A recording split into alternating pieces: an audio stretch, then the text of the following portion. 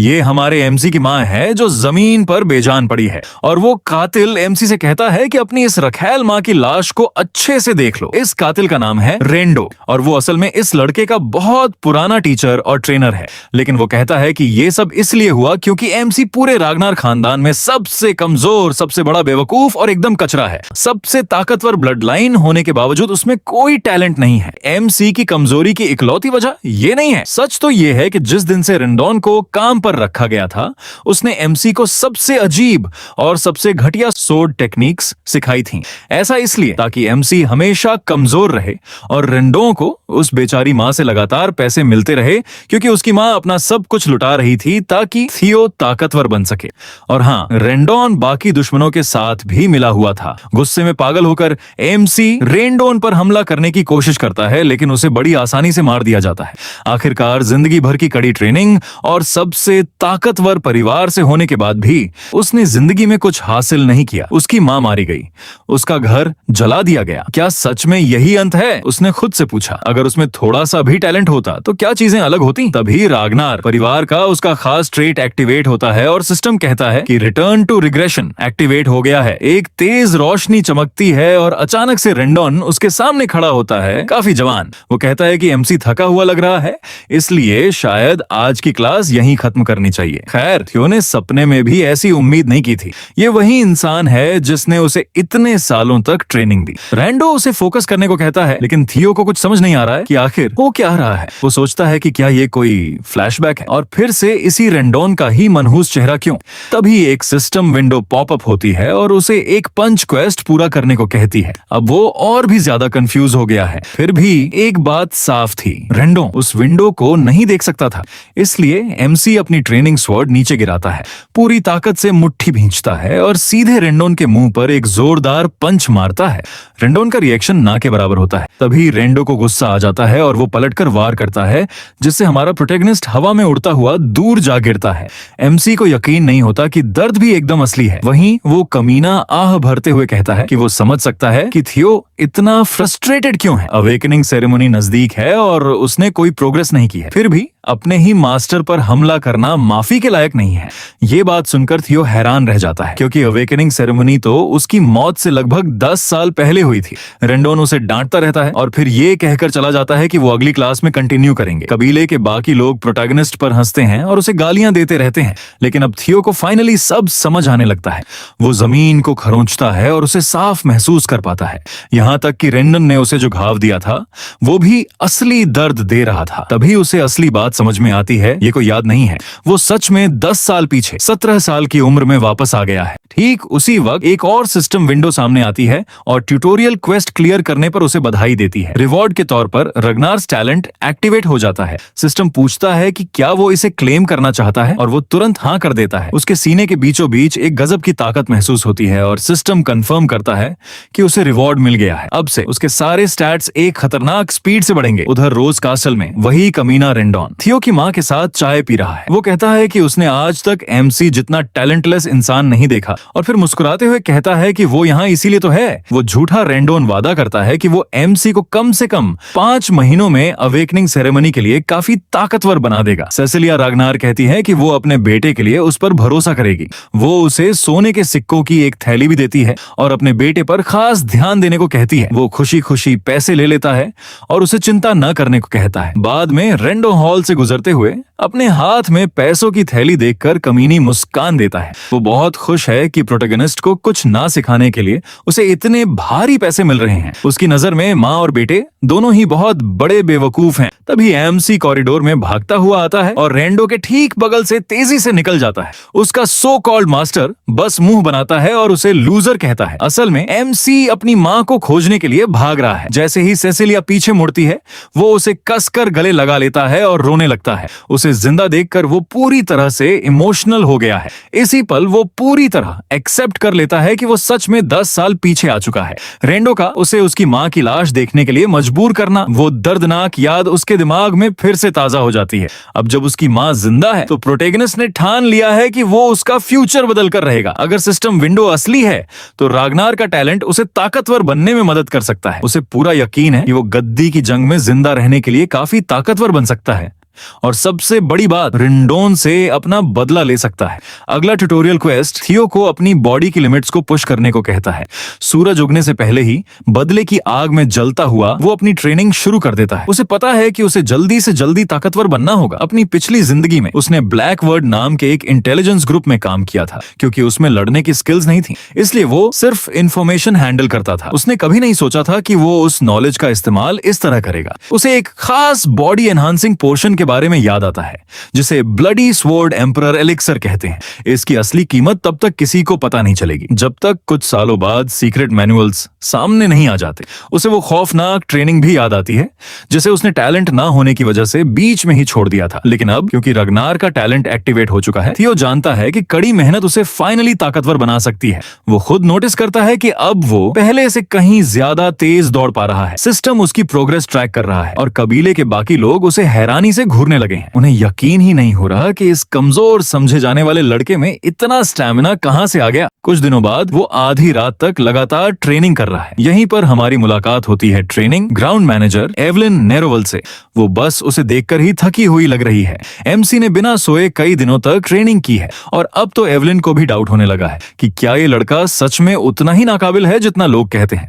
दूसरी तरफ थियो इतना थक चुका है कि उसे लग रहा है वो बस अब गिर ही जाएगा। फिर भी प्रोग्रेस बार को बढ़ता हुआ देखकर उसे हिम्मत मिल रही है। पिछली रात उसने प्रोग्रेस को 90% तक पहुंचा दिया था, लेकिन जैसे ही उसने आराम किया वो गिरकर 89% हो गया। इसीलिए वो बिना एक पल सोचे अपनी बची खुची सारी ताकत लगाकर बस आगे बढ़ता जा रहा है। अब वो 98% तक पहुंच चुका है, इसलिए वो अपना आखिरी दम लगाता है। वो पूरी तरह निचोड़ चुका है, खड़ा भी नहीं रह पा रहा है। हांफते हुए टियो अपनी बॉडी को हार ना मानने के लिए मजबूर करता है और आखिरकार उसकी मेहनत रंग लाती है।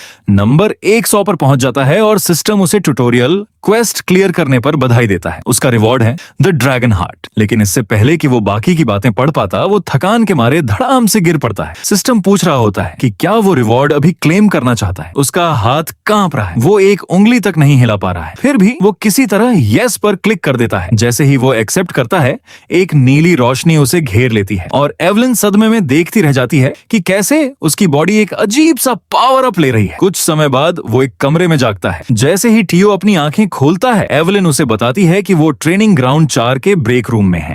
एमसी उसे देखते ही पहचान जाता है कि वो कौन है। वो बताती है कि सुबह होने से पहले जब वो अकेले ट्रेनिंग करते हुए बेहोश हो गया था, तो वो उसे रिकवर होने के लिए यहाँ ले आई। थियो उसे थैंक्स कहता है, पर वो उसे पानी देते हुए याद दिलाती है कि रागनार क्लान में अवेकनिंग सेरेमोनी से पहले मना हॉल खोलना सख्त मना है। एमसी को समझ नहीं आता कि वो ये क्यों कह रही है। वो एकदम सख्त नजरों से घूरते हुए पूछती है कि क्या उसने नियम तोड़ा है, क्योंकि उसने बिल्कुल वैसी ही माना वेव महसूस की थी जैसी कोई माना हॉल खोलते वक्त होती है। तभी थियो को याद आता है कि उसके बेहोश होने से पहले क्या हुआ था। उसे रिवॉर्ड में ड्रैगन हार्ट मिला था और क्योंकि उसने क्वेस्ट जल्दी पूरा कर लिया था, इसलिए उसे अपनी पिछली जिंदगी के 10 साल के बराबर मैजिक पावर भी मिली थी। ये बात दिमाग में आते ही वो सन्न रह जाता है। एक ड्रैगन हार्ट कोई छोटी मोटी चीज नहीं है। ये अपने अंदर एक माना हॉल को होल्ड कर सकता है। इंसान आमतौर पर अपना माना हॉल अपने पेट के निचले हिस्से लोअर एब्डोमेन में बनाते हैं, क्योंकि एक इंसान का दिल उस लेवल की ताकत को बर्दाश्त नहीं कर सकता। लेकिन आज तक किसी भी इंसान ने दिल की नेचुरल लिमिट्स को पार नहीं किया है। तो अब जब टियो को ड्रैगन हार्ट मिल गया है, तो वो एक बहुत ही खतरनाक स्थिति में फंस गया है। इससे भी बुरी बात यह है कि वो एवलिन के सामने बैठा है, जो एक रिटायर्ड सोर्ड्सवुमन है। वो झूठ या नियम तोड़ना बिल्कुल बर्दाश्त नहीं करती। अगर उसे एमसी के ड्रैगन हार्ट के बारे में पता चल गया, तो एमसी का सिर धड़ से अलग हो सकता है। लेकिन टियो बस मुस्कुराता है। उसके पास पहले से ही एक प्लान है। वो पलटकर वॉर करता है और पूछता है कि वो सिर्फ एक अंदाजे के बिना पर सजा देने की बात कैसे कर सकती है। वो उसे चेतावनी देता है कि इस तरह के इल्जाम लगाने के अंजाम के बारे में सोच ले। एमसी दबाव बनाता रहता है और उसे याद दिलाता है कि वो अभी भी रागनार कबीले का वारिस है। एवलिन उसके इस नए रूप को देखकर दंग रह जाती है। फिर भी उसे यकीन है कि उसने माना वेव महसूस की थी, इसीलिए वो खुद चेक करने का फैसला करती है। लेकिन जल्दी ही उसे पता चलता है कि थियो के पास कोई माना हॉल है ही नहीं। जब उसे एहसास होता है कि वो गलत थी, तो उसके चेहरे की हवाइयां उड़ जाती हैं। थियो पूरे एटीट्यूड में मुस्कुराते हुए पूछता है कि क्या अब उसे तसल्ली मिल गई। नियमों के मुताबिक वो उसके पैरों में घुटनों के बल बैठ जाती है और बहुत ही शांति से उसे अपनी जान लेने एग्जीक्यूट करने को कहती है। जैसे ही वो अपना सिर झुकाती है, हमारा प्रोटैगनिस्ट रिवील करता है कि आखिर उसे कुछ क्यों नहीं मिला। असल में एक ड्रैगन हार्ट नॉर्मल माना हॉल की तरह नहीं होता। ये एक ऐसा माना हॉल है जिसे यूजर अपनी मर्जी से कंट्रोल कर सकता है। वो जब चाहे अपना माना छिपा सकता है और अभी तक किसी को ये पता भी नहीं है कि इंसानों के पास ड्रैगन हार्ट हो सकता है। एवलिन को सजा देने के बजाय वो उसकी पीठ पर हाथ रखता है और कहता है कि इसकी कोई जरूरत नहीं है। वहां से जाते हुए वो कहता है कि वो सिर्फ अपनी ड्यूटी कर रही थी। फिर भी उसे जिंदा छोड़ने की असली वजह बहुत सिंपल है। वो सबसे ताकतवर लोगों में से एक है। उसे जिंदा रखना आगे चलकर एमसी के बहुत काम आएगा। थियो वहां से बहुत ही गजब के स्वैग के साथ निकलता है, ये याद करते हुए कि अब उसके पास ड्रैगन हार्ट भी है। कुछ दिनों बाद वो कमीना फिर से आ धमकता है और एमसी पर चिल्लाने लगता है कि वो अपनी तलवार को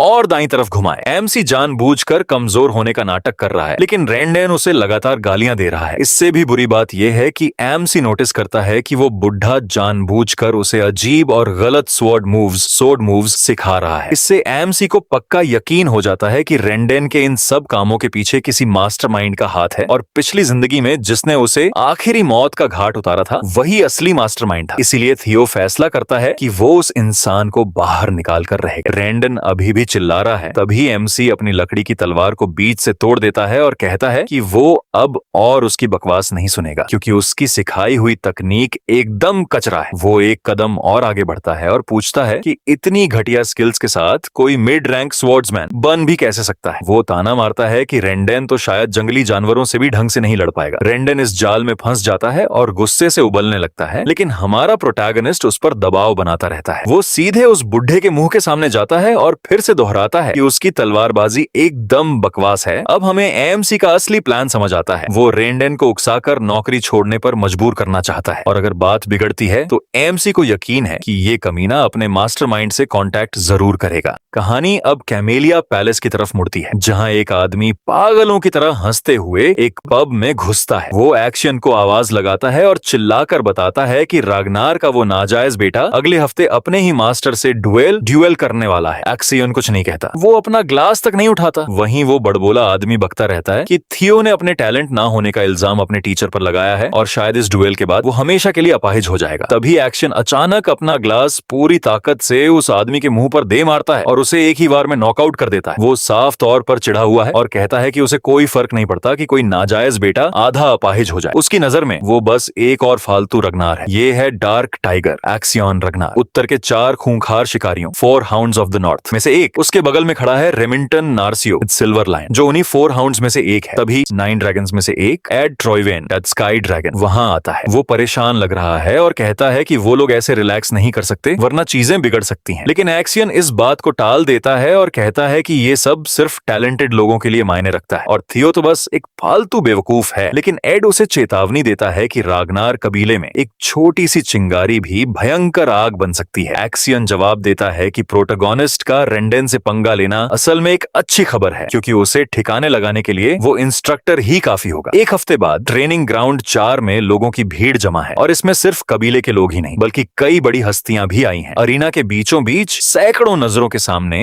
एमसी खड़ा है और थोड़ा परेशान लग रहा है। वो खुद को कोस रहा है, ये सोचकर कि वो तो बस उस बेइज्जती के बाद इस कमीने को नौकरी से निकालना चाहता था, लेकिन बात कुछ ज्यादा ही आगे बढ़ गई। फिर भी वो इतना डरा हुआ नहीं है, उसे इसकी उम्मीद थी और वो रेंडेन से बदला लेने के लिए पूरी तरह तैयार है। तभी सिस्टम उसे उसका तीसरा ट्यूटोरियल क्वेस्ट देता है, रेंडेन को हराओ और जीतो। यहाँ एक फ्लैशबैक आता है, जब थियो ने रेंडेन को कहा था कि उसकी स्किल्स कचरा है, उसने उसे उसी वक्त नौकरी से निकाल दिया था और कहा था कि अब बात करने के लिए कुछ नहीं बचा, कॉन्ट्रैक्ट जाए भाड़ में। वो उसी वक्त उसे पीटना चाहता था, लेकिन उसे अभी भी अपनी नई ताकत का पूरा अंदाजा नहीं था। दूसरी तरफ रेंडेन खुद को निकाले जाने नहीं दे सकता था, क्योंकि उसका असली मिशन अब भी अधूरा था। जब वो प्रोटैगनिस्ट के पास जाकर उसे समझाने की कोशिश कर रहा था, तभी एक सिस्टम विंडो अचानक सामने आई थी, जिसने एमसी को रेंडेन से लड़ने और हराने का ऑर्डर दिया था। वो हैरान रह गया था और ठीक उसी वक्त एवेलिन ने बीच में आकर कहा कि इसे रागनार के तरीके से सुलझाया जाए। यही रागनार का नियम है, ताकतवर ही फैसला करेगा। एक स्वॉर्ड ड्यूएल इस मामले को बिना किसी ट्रिब्यूनल के सुलझा देगा और जीतने वाले की बात ही आखिरी सच मानी जाएगी। रेंडेन तुरंत इस आइडिया पर उछल पड़ता है और एवेलिन भी इसे सपोर्ट करती है, जिससे थियो बुरी तरह फंस जाता है। एमसी को अभी भी यकीन नहीं था कि वो उस कमीने को हरा सकता है। फिर भी अब वो रेंडेन के ठीक सामने खड़ा है। भीड़ एक दूसरे को घमंडी मुस्कान दे रही है और प्रोटैगनिस्ट को एक लूजर कह रही है। वो फुसफुसा रहे हैं कि वो तो ढंग से तलवार भी नहीं घुमा सकता, तो एक मिड रैंक स्वॉर्ड्समैन को हराने का तो सवाल ही नहीं उठता। रेंडन घमंड में चूर होकर उसे कहता है कि अभी भी वक्त है, अपने उस झूठे ईगो को छोड़कर माफी मांग ले और अपनी जान बचा ले। जैसे ही डुएल शुरू होता है, वो एक घमंडी टीचर की तरह एमसी को पहला वार करने का मौका देता है। एमसी अपनी तलवार ऊपर उठाकर सीधा उस पर झपट पड़ता है। भीड़ उसकी इस बेवकूफी को देखकर सन्न रह जाती है। उनके लिए ये साफ है कि उसे तलवार पकड़नी तक नहीं आती। रेंडन एक के बाद एक कई वार करता है, लेकिन प्रोटोगोनिस्ट किसी तरह खुद को बचा लेता है। वो बुढ़ा लगातार हमले करता रहता है, थियो को पीछे धकेलते हुए। वो सोचता है कि ये नतीजा तो पहले से ही तय था। एमसी तो लो रैंक भी नहीं है, वो सिर्फ एक नौसिखिया ओप्रेंटिस है। रेंडन मानता है कि लड़के में थोड़ा सुधार आया है, लेकिन इतना नहीं। अगर एमसी उत्तर के 4 हाउंड्स ऑफ द नॉर्थ के लेवल का होता तो बात अलग थी, लेकिन उसे पूरा यकीन है कि ये रागनर का बच्चा उसे कभी नहीं हरा सकता। तभी कहानी कुछ दिन पीछे जाती है। एमसी एवलिन से पूछता है कि उसने उसे इस डुएल में क्यों धकेला। वो कहती है कि वो उसकी मदद कर रही थी। अगर वो सच में रेंडन को हटाना चाहता है तो उसे ये बहुत सावधानी से करना होगा, क्योंकि साफ दिख रहा है कि कोई उस आदमी के पीछे खड़ा है। सिर्फ उसे नौकरी से निकालने से कुछ ठीक नहीं होगा। जब थियो पूछता है कि उसे ये सब कैसे पता, तो एवलिन बताती है कि रेंडन जिस अजीब स्टाइल से उसे सिखा रहा था, उससे ये साफ जाहिर था। प्रोटोगोनिस्ट हैरान रह जाता है। पहले उसने कभी इन सब में ध्यान नहीं दिया था, लेकिन माना हॉल वाले इंसिडेंट के बाद वो उसमें दिलचस्पी ले रही है। उसके आदमियों ने रेंडन का सुराग कमिलिया पैलेस तक लगा लिया। एमसी को इस बात की हैरानी नहीं होती, उसे बस इस बात पर गुस्सा आ रहा है कि ये सब गद्दी पाने की जंग का हिस्सा है। वो अपने गुस्से को किनारे रखता है और कहता है कि वो इम्प्रेस्ड है कि उसने इतना सब पता लगा लिया। फिर वो मानता है कि अपनी मौजूदा स्किल्स के साथ उसे यकीन नहीं है कि वो रेंडन को हरा पाएगा। इसलिए वो पूछता है कि अब उसका प्लान क्या है। एवलिन उसे सीधा जवाब देती है कि वो जीत सकता है, बस उसे खुद को कम आंकना बंद करना होगा। वापस डुएल में रेंडन लगातार हमले कर रहा है, लेकिन थियो बड़ी आसानी से हर एक वार को ब्लॉक कर रहा है। अब रेंडन कंफ्यूज होने लगा है। ये वो कमजोर रगनार बिल्कुल नहीं है जिसे वो जानता था, और अचानक से अब रेंडन खुद संघर्ष करने लगा है। भीड़ भी महसूस कर सकती है कि बाजी पलट रही है। यहाँ तक कि स्टैंड से देख रहा रिमिंटन भी हैरान लग रहा है। दूसरी तरफ एवलिन हर एक सेकंड को एंजॉय कर रही है। वो काफी प्राउड लग रही है, और अब हमें पता चलता है क्यों। उस एक हफ्ते के दौरान एवलिन ने खुद उसे पर्सनली ट्रेनिंग दी थी। वो मानती है कि ये नियम तोड़ना है, लेकिन रेंडन कभी टीचर कहलाने लायक था ही नहीं। ये सोचकर थियो मुस्कुराता है। वो बहुत खुश है ये सोचकर कि एवलिन को अपना कर्जदार बनाना सच में काम आया। लेकिन एक बात अभी भी उसे परेशान कर रही है, वो उसकी इतनी मदद क्यों कर रही है। उसने पूछा था कि क्या ये पिछले इंसिडेंट की वजह से है। एवलिन ने कहा था कि वो बस एक हिस्सा है, लेकिन कोई और भी है जिसे प्रोटैगनिस्ट बहुत पसंद आएगा। एक ऐसा इंसान जिसे टैलेंट इकट्ठा करने का जुनून सवार है। प्रेजेंट में फाइट अभी भी जारी है। रेंडन हर गुजरते सेकंड के साथ और ज्यादा डेस्परेट होता जा रहा है। वो सोचने लगा है कि क्या एमसी इस पूरे वक्त बेवकूफ होने का नाटक कर रहा था और अपनी असली ताकत छिपा रहा था। लड़ाई के बीच में एमसी सीधे पूछता है कि उसके पीछे कौन है। रेंडन चिल्लाकर कुछ कहता है, लेकिन एमसी उसे याद दिलाता है कि उसे पहले से पता है कि वो कचरा लेसन जानबूझकर दिए गए थे। फिर वो सीधा पूछता है कि क्या उसका कनेक्शन कमिलिया पैलेस से है। रेंडन वहीं का वहीं जम जाता है, और उसका ये रिएक्शन ही एमसी के लिए काफी है। अगले ही पल प्रोटैगनिस्ट अपनी तलवार घुमाता है और उस बुढ़े का हाथ धड़ से अलग कर देता है। कटा हुआ हाथ हवा में उड़ता है और पूरी भीड़ सन्न रह जाती है। रेंडन दर्द से चीखता है और गालियां बकता है। थियो अब पूरे कॉन्फिडेंस के साथ उसकी तरफ बढ़ता है। उसे फाइनली महसूस हो रहा है कि वो कितना ताकतवर बन चुका है। वो रेंडन के उन्हीं शब्दों को दोहराता है जो उसने पिछली जिंदगी में एमसी के लिए कहे। थियो एक बार फिर अपनी तलवार घुमाता है और वही शब्द उस बुढ़े के मुंह पर दे मारता है, ये कहते हुए कि यहाँ सबसे कमजोर वो खुद है, और रागनार के नियमों के हिसाब से इतने कमजोर इंसान को यहाँ कभी आना ही नहीं चाहिए था। एक आखिरी जोरदार वॉर के साथ एमसी अपनी तलवार नीचे लाता है और उस कमीने का सिर कटकर जमीन पर लुढ़क जाता है। एक सिस्टम विंडो सामने आती है और ट्यूटोरियल क्वेस्ट 3 क्लियर करने पर उसे बधाई देती है। उसने सिर्फ जीत ही हासिल नहीं की, बल्कि गोल से भी आगे का काम किया, इसलिए उसे एक बोनस रिवॉर्ड मिलता है। सिस्टम पूछता है कि क्या वो इसे अभी क्लेम करना चाहता है, और जवाब बिल्कुल साफ है। पूरी भीड़ सदमे में जम चुकी है। एक नौसिखिया स्वॉर्ड्समैन ने अभी एक मिड रैंक स्वॉर्ड्समैन को मार डाला है। वहीं थियो यही सोच रहा है कि रेंडन उसकी उम्मीद से कहीं ज्यादा कमजोर था। ये लगभग शर्मिंदगी की बात है कि ऐसे इंसान ने पिछली जिंदगी में उसे कुचल दिया था, लेकिन अब चीजें अलग हैं। तभी सिस्टम उसका रिवॉर्ड दिखाता है। ऑब्जर्वेशन नाम की स्किल एक्टिवेट हो गई है और उसे 1 साल की मैजिक पावर भी मिलती है। ठीक उसी वक्त एक आदमी आसमान से किसी उल्कापिंड मीटियोर की तरह जमीन पर क्रैश होता है। इससे पहले कि एमसी कुछ समझ पाता, वो आदमी एक बड़ी सी मुस्कान के साथ उसका नाम चिल्लाता है। ये है जूलियस रगनार, द डीमन ड्रैगन और व्हाइट आर्मर्ड ड्रैगन कैवलरी का कमांडर। थियो सन्न रह जाता है और सोचता है कि जूलियस कब से ये सब देख रहा था। भीड़ पागल हो जाती है। व्हाइट आर्मर्ड ड्रैगन कैवलरी का कमांडर, यहाँ कर क्या रहा है? ये पक्का वही इंसान है जिसके बारे में एवलिन बात कर रही थी, वो जो टैलेंट इकट्ठा करता है। एवलिन दूसरी तरफ ये देखकर दुखी है कि उसकी लैंडिंग ने पूरा फ्लोर तोड़ दिया है।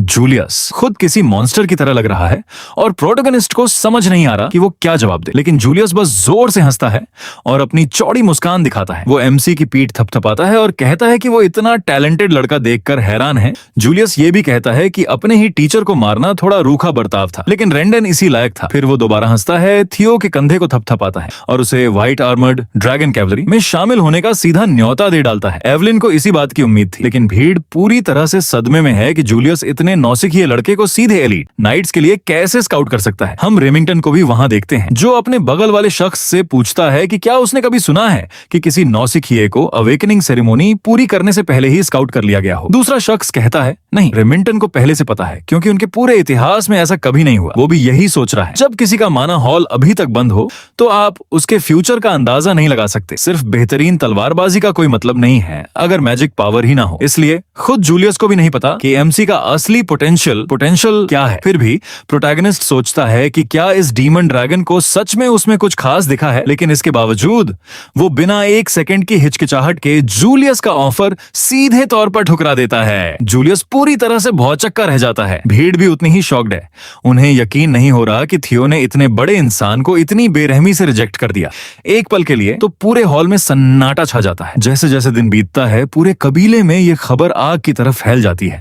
हर कोई एएमसी के बारे में बात कर रहा है। वो सो कॉल्ड बेवकूफ जिसने अपने टीचर को मार डाला और फिर डीमन ड्रैगन के ऑम्फर को लात मार दी। कुछ इसे उसकी महानता कह रहे हैं तो कुछ इसे उसका घमंड। सीन फिर से कैमेलिया पैलेस पर शिफ्ट होता है, जहां एक औरत गुस्से से आग बबूला हो रही है। उसे खबर मिलती है कि रेंडेन मारा गया है और उनका पूरा प्लान मिट्टी में मिल चुका है। ये है अमले रगनार, कैमेलिया पैलेस की मालकिन। एक आदमी अंदर आता है और उसे शांत रहने को कहता है। वो कहता है कि रेंडेन वैसे भी कमजोर था और उसे वो काम सिर्फ इसलिए मिला था क्योंकि थियो की स्किल्स एकदम घटिया थीं। अमले इस बात को किनारे कर देती है और कहती है कि उसकी मौत असली मुद्दा नहीं है।